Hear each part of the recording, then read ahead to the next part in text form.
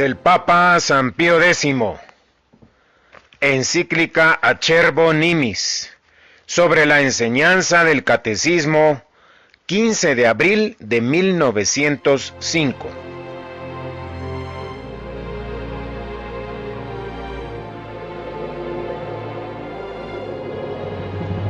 Primero, dolorosas comprobaciones. 1. Causas de los males presentes. Los secretos designios de Dios nos han levantado de nuestra pequeñez al cargo de supremo pastor de toda la grey de Cristo en días muy críticos y amargos, pues el enemigo de antiguo anda alrededor de este rebaño y le tiende lazos con tan pérfida astucia que ahora, principalmente, parece haberse cumplido aquella profecía del apóstol a los ancianos de la iglesia de Éfeso. Sé que os han asaltado lobos voraces que destrozan el rebaño. Hechos 20:29. De este mal que padece la religión, no hay nadie, animado del celo de la gloria divina, que no investigue las causas y razones, sucediendo que, como cada cual las haya diferentes, propone diferentes medios conforme a su personal opinión para defender y restaurar el reinado de Dios en la tierra. No proscribimos, venerables hermanos, los otros juicios, mas estamos con los que piensan que la actual depresión y debilidad de las almas, de que resultan los mayores males, provienen principalmente de la ignorancia de las cosas divinas. Esta opinión concuerda enteramente con lo que Dios mismo declaró por su profeta Oseas. No hay conocimiento de Dios en la tierra.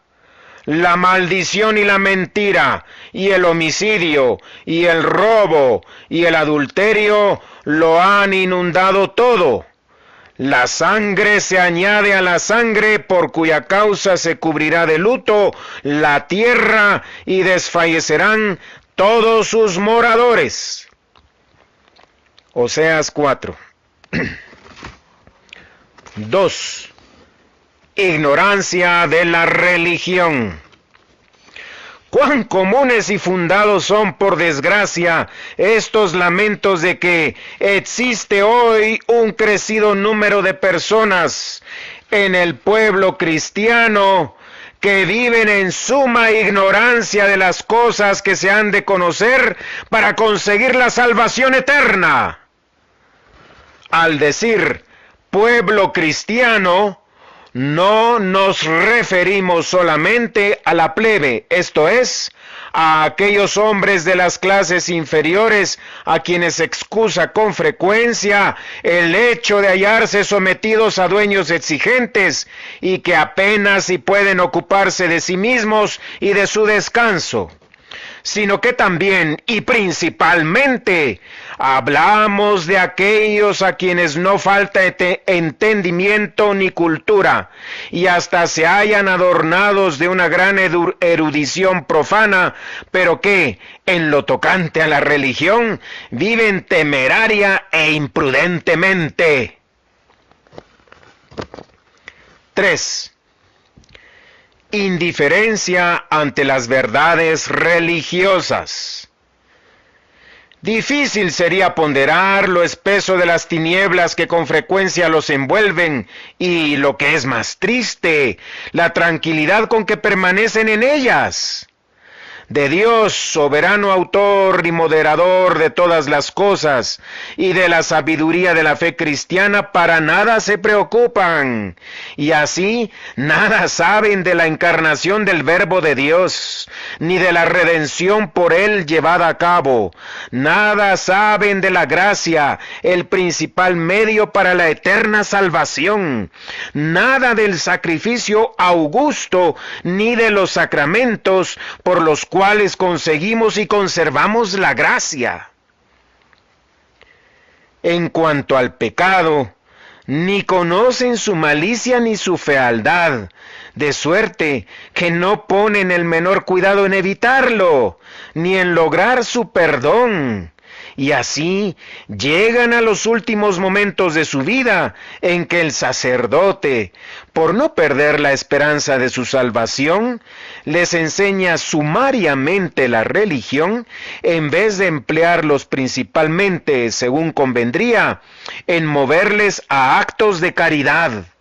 Y esto, si no ocurre, por desgracia con harta frecuencia, que el moribundo sea de tan culpable ignorancia, que tenga por inútil el auxilio del sacerdote, y juzgue que pueda traspasar tranquilamente los umbrales de la eternidad, sin haber satisfecho a Dios por sus pecados. Por lo cual, nuestro predecesor, Benedicto XIV, escribió justamente: afirmamos que la mayor parte de los condenados a las penas eternas padecen su perpetua desgracia por ignorar los misterios de la fe que necesariamente se deben saber y creer para ser contados entre los elegidos. 4. Las malas pasiones y la mala vida engendran esta ignorancia. Siendo esto así, venerables hermanos, ¿qué tiene de sorprendente, preguntamos, que la corrupción de las costumbres y su depravación sean tan grandes y crezcan diariamente, no solo en las naciones bárbaras, sino aún en los mismos pueblos que llevan el nombre de cristianos? Con razón decía el apóstol San Pablo escribiendo a los de Éfeso: la fornicación y toda especie de impureza o avaricia, ni aun se nombre entre vosotros, como corresponde a santos, ni tampoco palabras torpes, ni truhanerías. Efesios 5:3 y siguientes. Como fundamento de este pudor y santidad, con que se moderan las pasiones, puso la ciencia de las cosas divinas. Y así mirad, hermanos, que andéis con gran circunspección, no como necios, sino como prudentes. Por lo tanto, no seáis indiscretos, sino atentos sobre cuál es la voluntad de Dios. Efesios 5:15. Segundo, necesidad de la instrucción religiosa y sus beneficios. Sentencia justa, porque la voluntad humana apenas conserva algún resto de aquel amor a la honestidad y la rectitud puesto en el hombre por Dios creador suyo, amor que le impulsaba hacia un bien, no entre sombras, sino claramente visto. Mas, depravada por la corrupción del pecado original y olvidada casi de Dios, su hacedor, la voluntad humana convierte toda su inclinación a amar la vanidad y a buscar la mentira.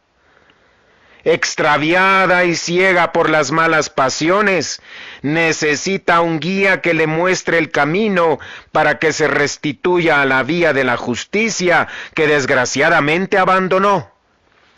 Este guía, que no ha de buscarse fuera del hombre y del que la misma naturaleza le ha provisto, es la propia razón. Mas, si a la razón le falta su verdadera luz, que es la ciencia de las cosas divinas, sucederá que, al guiar un ciego a otro ciego, ambos caerán en el hoyo. El santo rey David, glorificando a Dios por esta luz de la verdad que le había infundido en la razón humana, decía: impresa está, Señor, sobre nosotros la luz de tu rostro. Y señalaba el efecto de esta comunicación de la luz, añadiendo: tú has infundido la alegría en mi corazón. Salmo 4:7. Alegría con la que, ensanchando el corazón, corre por la senda de los mandatos divinos. 5. La doctrina cristiana y las virtudes teologales. Fácilmente se descubre que es así porque, en efecto, la doctrina cristiana nos hace conocer a Dios y lo que llamamos sus infinitas perfecciones, harto más hondamente que las fuerzas naturales. ¿Y cómo es esto? Mandándonos a un mismo tiempo reverenciar a Dios por obligaciones de fe, que se refiere a la razón, por deber de esperanza, que se refiere a la voluntad, y por deber de caridad, que se refiere al corazón, con la cual deja al hombre enteramente sometido a Dios, su Creador y Moderador.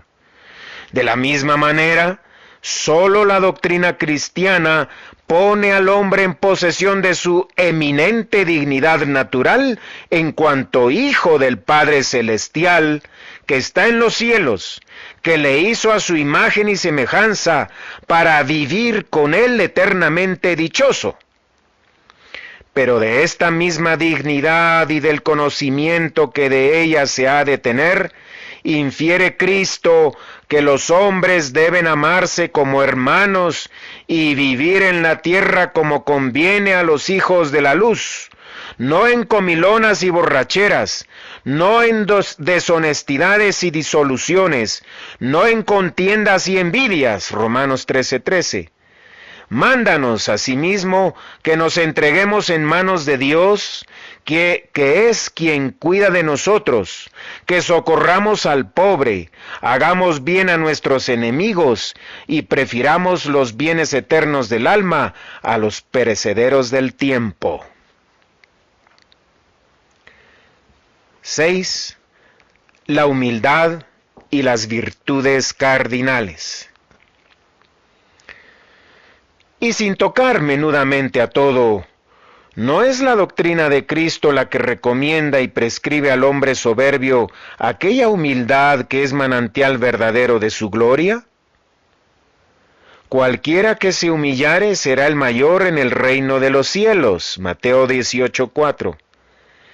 Esta celestial doctrina nos enseña igualmente la prudencia del espíritu, que nos sirve para guardarnos de la carne, la justicia, que nos hace darle lo suyo a cada cual, la fortaleza, que nos hace capaces de sufrir y padecer todo generosamente por Dios y por la eterna bienaventuranza, en fin, la templanza, que nos hace para nosotros amable la pobreza por amor de Dios, y que en medio de nuestras humillaciones nos gloriemos en la cruz.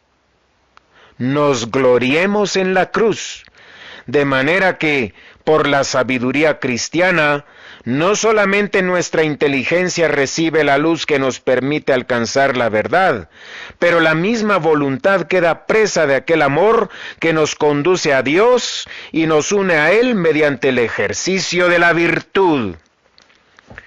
Lejos estamos de afirmar que la malicia del alma y la corrupción de las costumbres no pueden existir con la ciencia de la religión. Pluguiese a Dios que los hechos demostrasen lo contrario.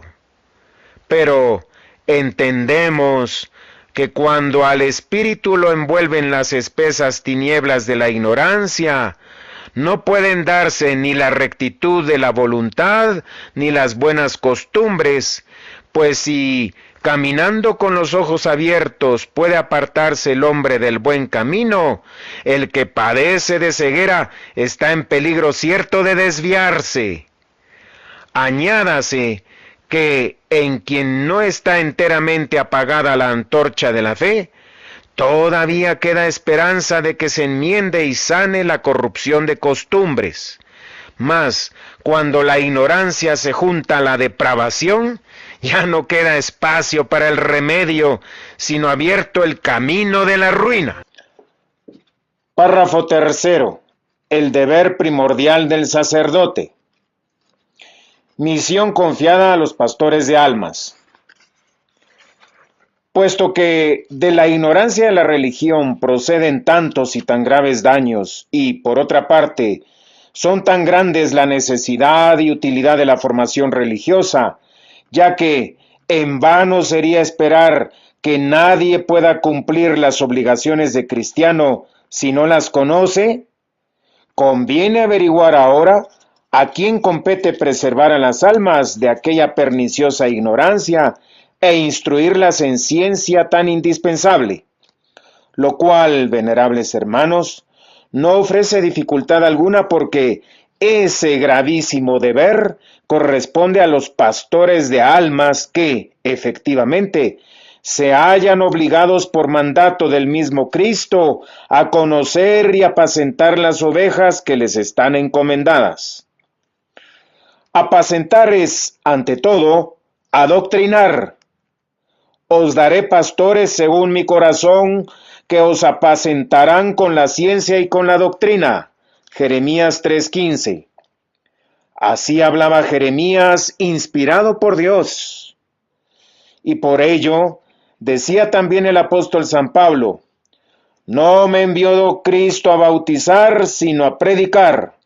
Primera epístola a los Corintios 1:17, advirtiendo así que el principal ministerio de cuantos ejercen de alguna manera el gobierno de la Iglesia consiste en enseñar a los fieles en las cosas sagradas. Inútil nos parece aducir nuevas pruebas de la excelencia de este ministerio y de la estimación que de él hace Dios.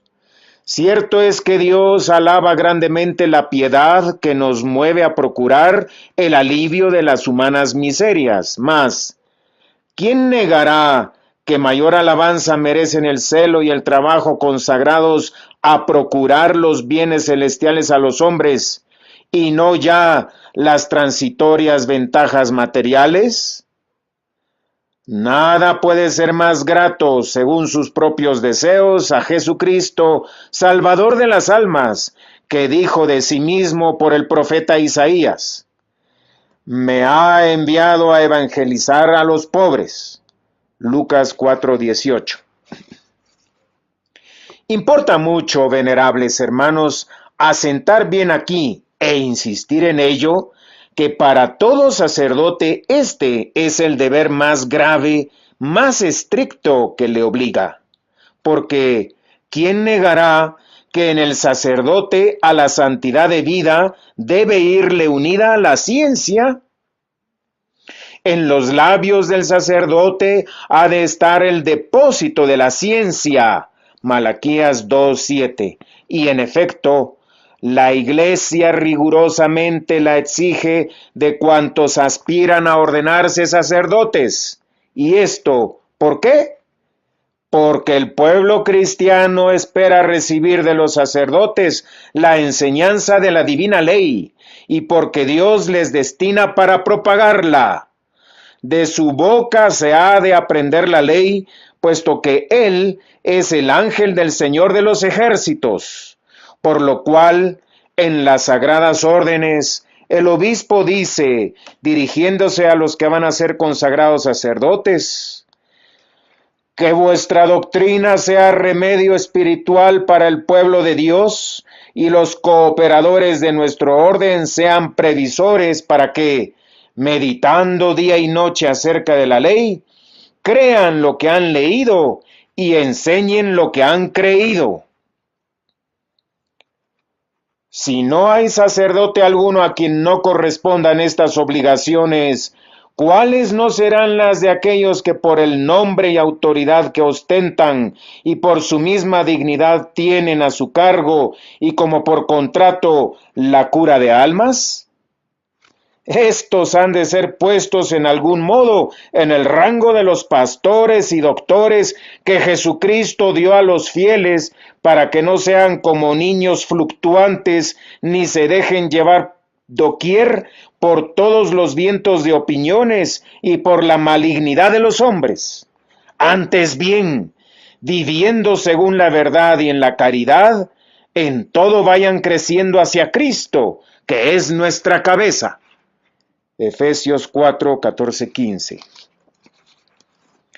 Por lo cual, el Sacrosanto Concilio de Trento, hablando de los pastores de almas, declara que la primera y mayor de sus obligaciones era la de enseñar al pueblo cristiano.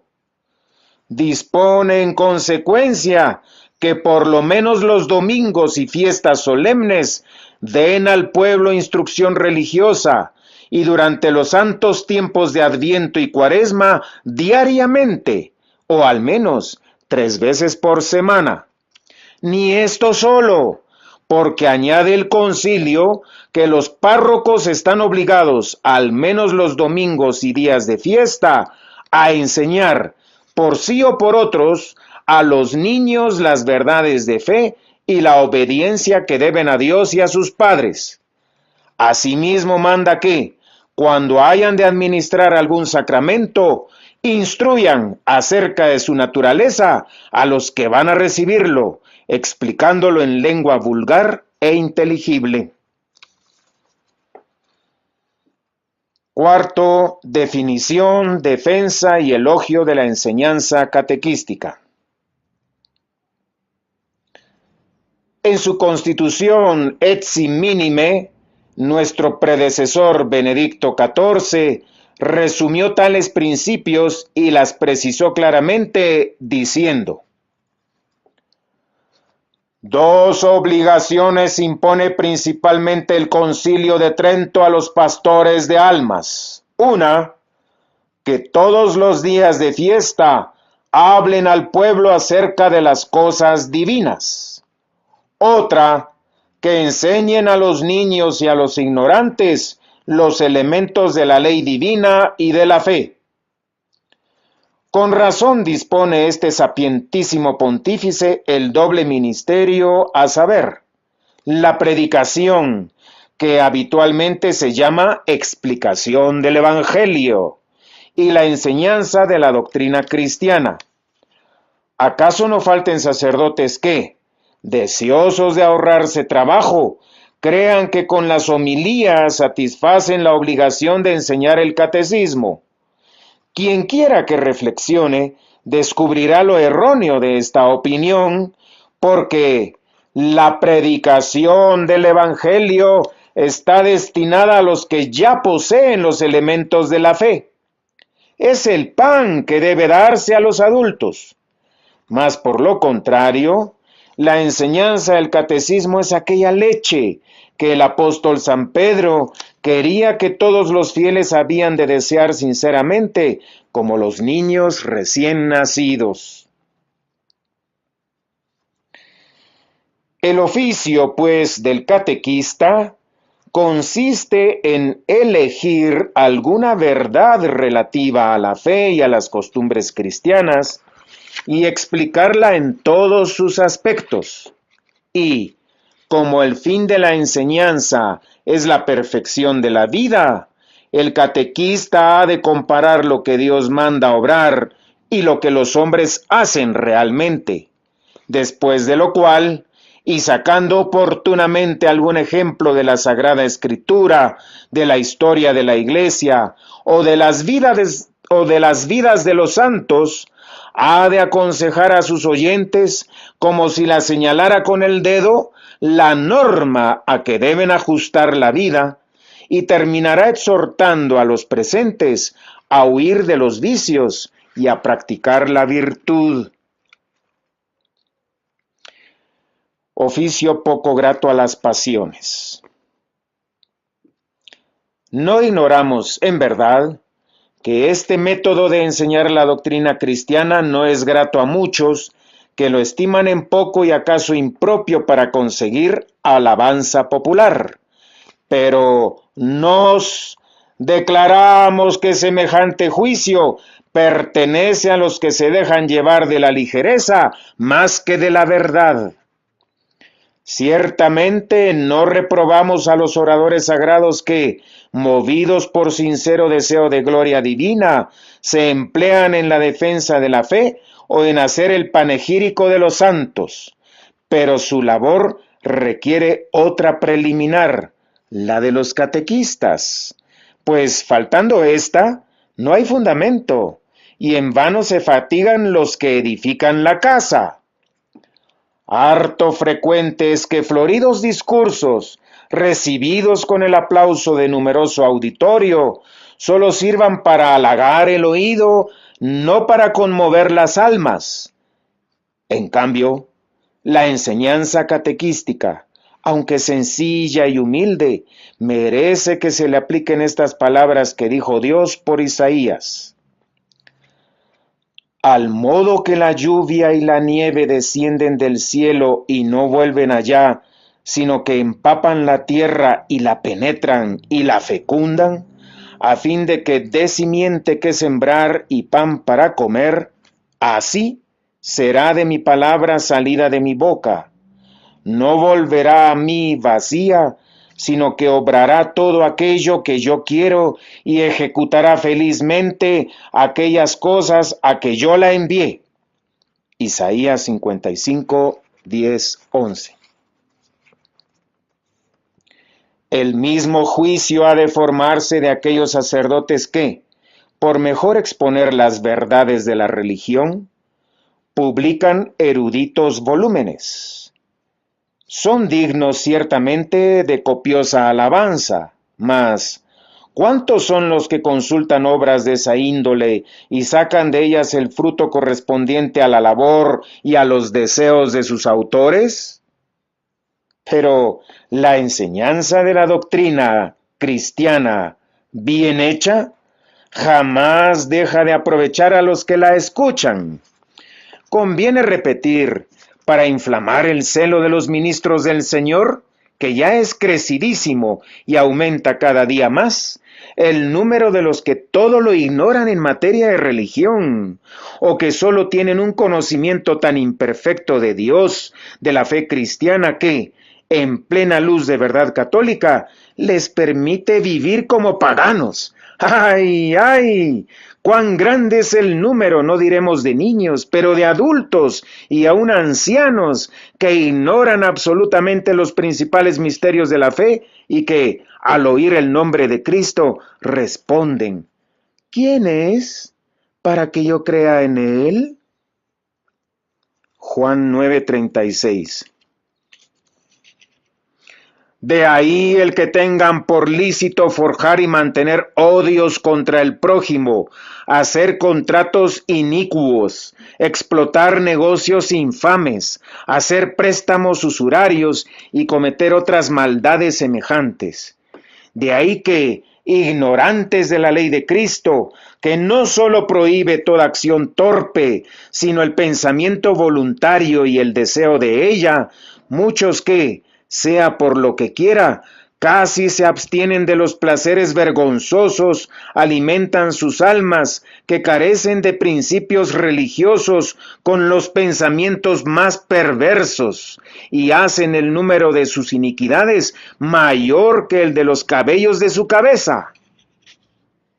Y ha de repetirse que estos vicios no se hallan solamente entre la gente pobre del campo y de las clases bajas, sino también, y acaso con más frecuencia, entre gentes de superior categoría, incluso entre los que se envanecen de su saber y, apoyados en una vana erudición, pretenden burlarse de la religión y blasfemar de todo lo que no conocen. Judas 10. Males que se siguen si no se enseña la doctrina cristiana. Si es cosa vana esperar cosecha en tierra no sembrada, ¿cómo esperar generaciones adornadas de buenas obras si oportunamente no fueron instruidas en la doctrina cristiana? De donde justamente concluimos que, si la fe languidece en nuestros días hasta parecer casi muerta en una gran mayoría, es que se ha cumplido descuidadamente o se ha omitido del todo la obligación de enseñar las verdades contenidas en el catecismo.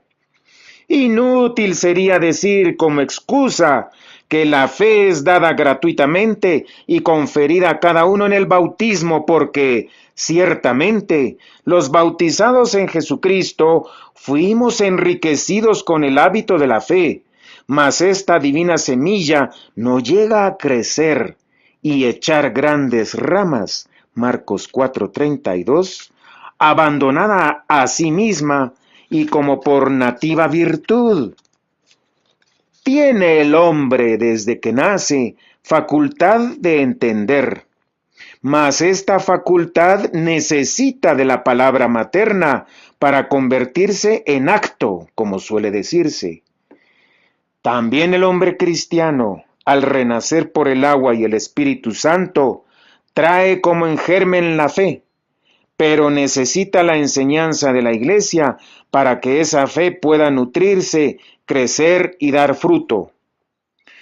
Por eso escribía el apóstol: la fe proviene del oír, y el oír depende de la predicación de la palabra de Cristo. Romanos 10:17. Y para mostrar la necesidad de la enseñanza, añadió: ¿cómo oirán hablar si no se les predica? Romanos 10:14.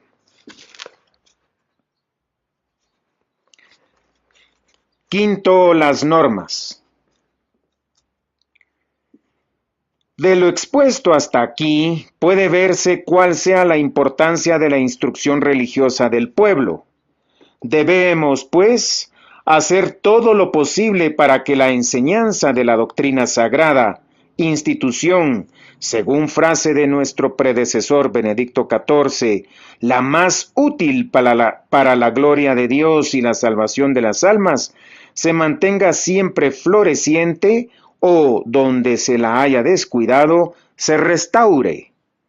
Así pues, venerables hermanos, queriendo cumplir esta grave obligación del apostolado supremo y hacer que en todas partes se observen en materia tan importante las mismas normas, establecemos para todas las diócesis las siguientes disposiciones que mandamos sean observadas y expresamente cumplidas. Primera, todos los párrocos y en general cuantos ejercen cura de almas han de instruir con arreglo al catecismo durante 1 hora entera todos los domingos y fiestas del año, sin exceptuar ninguno, a todos los niños y niñas en lo que deben creer y hacer para alcanzar la salvación eterna. Segunda, los mismos han de preparar a los niños y a las niñas en épocas fijas del año y mediante instrucción que ha de durar varios días para recibir dignamente los sacramentos de la penitencia y confirmación. Tercera, además, han de preparar con especial cuidado a los jovencitos y jovencitas para que, santamente, se acerquen por primera vez a la Sagrada Mesa, valiéndose para ello de oportunas enseñanzas y exhortaciones durante todos los días de Cuaresma y, si fuere necesario, durante varios otros después de la Pascua.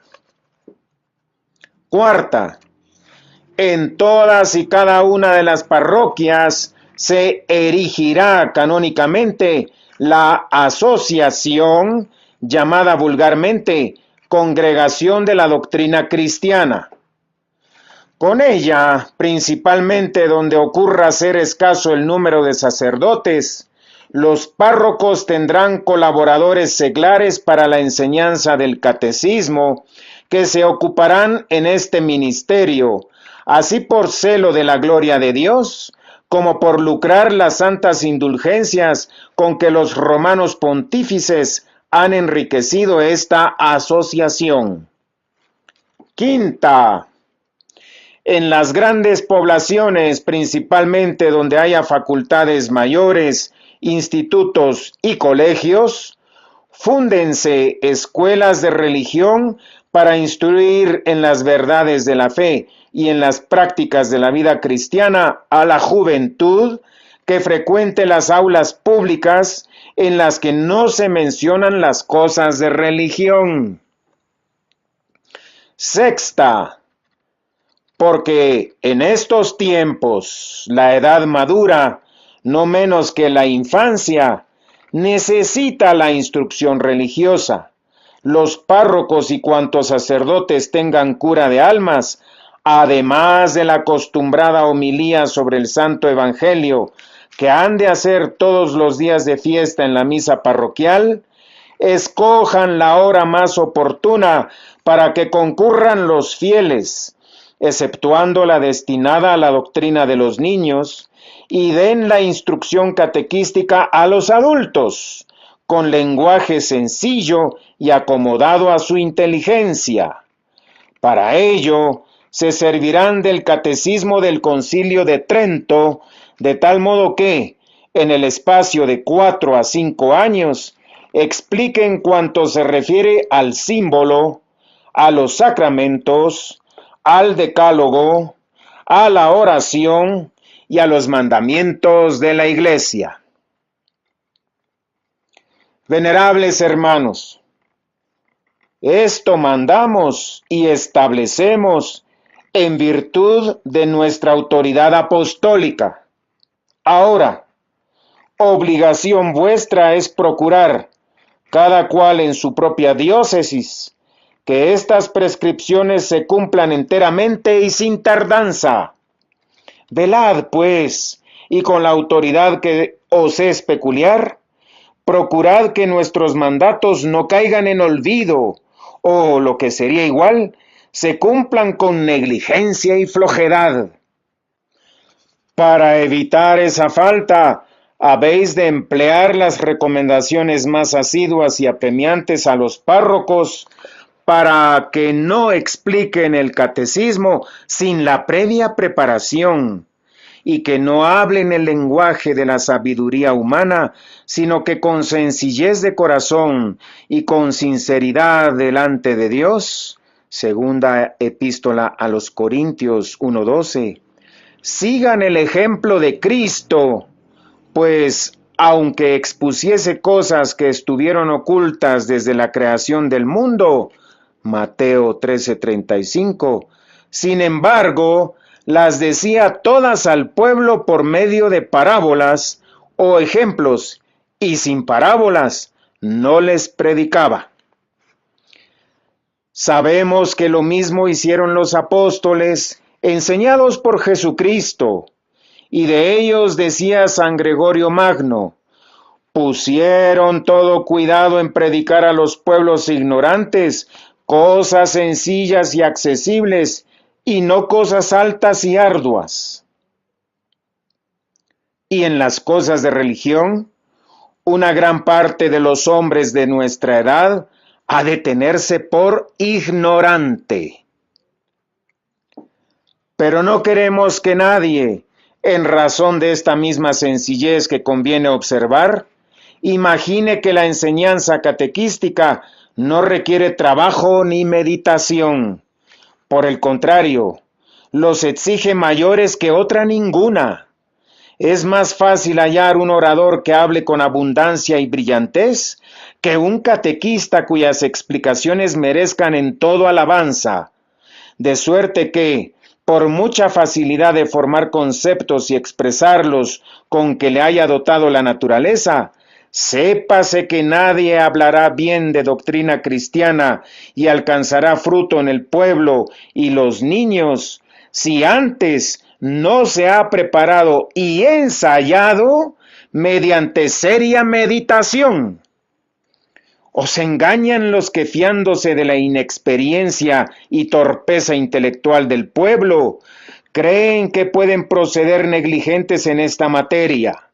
Al contrario, cuanto más incultos los oyentes, mayor celo y cuidado se requiere para lograr que las verdades más sublimes, tan elevadas sobre el entendimiento de la generalidad de los hombres, penetren en la inteligencia de los ignorantes, los cuales, no menos que los sabios, necesitan conocerlas para alcanzar la eterna bienaventuranza. Epílogo. Séanos permitido, venerables hermanos, deciros, al terminar esta carta, lo que dijo Moisés: